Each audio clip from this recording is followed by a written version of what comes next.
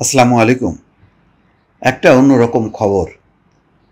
ভারত এবং পাকিস্তানের মধ্যে সংঘাতে এখন সবচেয়ে বড় বেকায়দায় পড়েছে ফ্রান্স।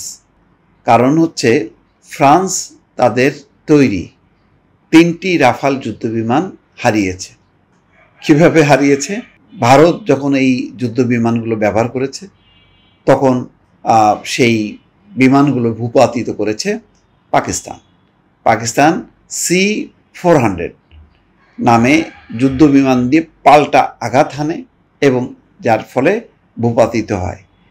এই যে ভূপাতিত হলো এত অত্যাধুনিক ব্যয়বহুল ৩টি রাফাল যুদ্ধবিমান, এতে বেকায়দায় পড়েছে ফ্রান্সের তৈরি সেই রাফাল যুদ্ধবিমান কোম্পানি। তারা বাজার হারাচ্ছে এবং চীন এটার ফায়দা নিচ্ছে, এমন একটা তথ্য প্রকাশ করেছে আল জাজিরা। অর্থাৎ চীন বলার চেষ্টা করছে যে রাফাল যুদ্ধবিমান থেকে আমাদের তৈরি যে যুদ্ধবিমান তার কার্যকারিতা অনেক বেশি। ফলে যেখানেই রাফাল যুদ্ধবিমান বিক্রির চেষ্টা করছে ফ্রান্স, সেখানেই বাগড়া দিচ্ছে চীন। চীনের দূতাবাস থেকে সেসব তথ্য ওইসব দেশের সরকারের কাছে পৌঁছানো হচ্ছে। ফলে বেকায়দায় পড়েছে ফ্রান্স।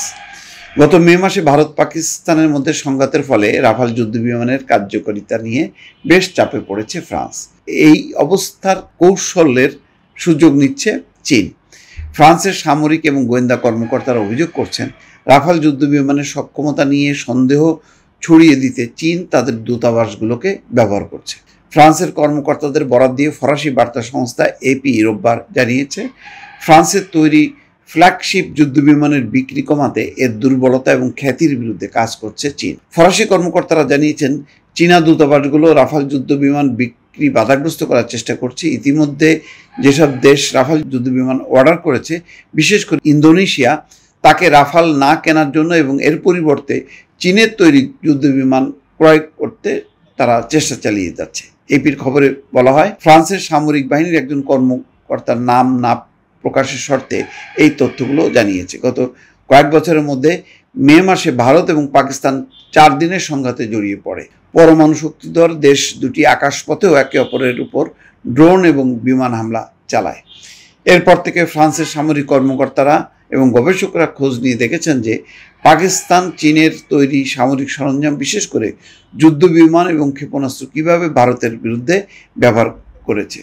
মূলত গবেষকরা খতিয়ে দেখেছেন যে ভারতের কাছে থাকা রাফাল যুদ্ধবিমান ব্যবহার করে চীনের তৈরি এসব সরঞ্জামের বিরুদ্ধে কতটা কার্যকরী হামলা চালাতে সক্ষম হয়। ভারত যদি এটি গোপন রাখতে পারত সেটি সম্ভব ছিল, কিন্তু এক পর্যায়ে ভারতের কর্মকর্তারা দেশে বিদেশে নানান প্রশ্নের সম্মুখীন হয়েছেন এবং তারা বলতে বাধ্য হয়েছেন যে হ্যাঁ, তাদের যুদ্ধবিমান ক্ষতিগ্রস্ত হয়েছেন। এটি ভারতের উপসেনাপ্রধান এবং তাদের যে প্রতিরক্ষা গোয়েন্দা বাহিনীর প্রধান সিঙ্গাপুরে, তিনিও বলেছেন। অর্থাৎ মানে এই যে বিশ্বব্যাপী বা পাকিস্তানের পক্ষ থেকে বারবার বলা হচ্ছে যে 3টি রাফাল যুদ্ধবিমান এবং অন্য আরও 3টি, মোট 6টি যুদ্ধবিমান ক্ষতিগ্রস্ত হয়েছে বা ধ্বংস হয়েছে, ভূপাতিত করেছে পাকিস্তান।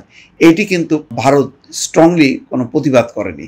তারা বলছে যে কিছু ক্ষয়ক্ষতি হয়েছে, ক্ষয়ক্ষতি যুদ্ধের অংশ, কিন্তু কী ক্ষয়ক্ষতি হয়েছে, কোনটা হয়েছে তার বিস্তারিত বিবরণ দেননি। এবং গতকালকে পাকিস্তানের একটি গণমাধ্যম বলেছে যে 250 ভারতীয় সৈন্য এই যুদ্ধে নিহত হয়েছে। এটিও কিন্তু ভারত গোপন রেখেছে। কিন্তু এখন মুশকিলে পড়েছে এই ফ্রান্সের তৈরি যে রাফাল যুদ্ধবিমান তারা ভারতের কাছে বিক্রি করেছিল, এখন সেগুলি ভূপাতিত হওয়ার পর রাফাল যুদ্ধবিমানের যেই চাহিদাটা, সেই চাহিদাটা কমে গেছে এবং চীন এটাকে ব্যবহার করছে তার নিজের স্বার্থে। ফলে এক ধরনের ভেতরে ফ্রান্সের সঙ্গে চীনের একটা দ্বন্দ্ব সংঘাতও তৈরি হয়েছে এই সুযোগে। দর্শক ভালো থাকবেন, আল্লাহ হাফেজ।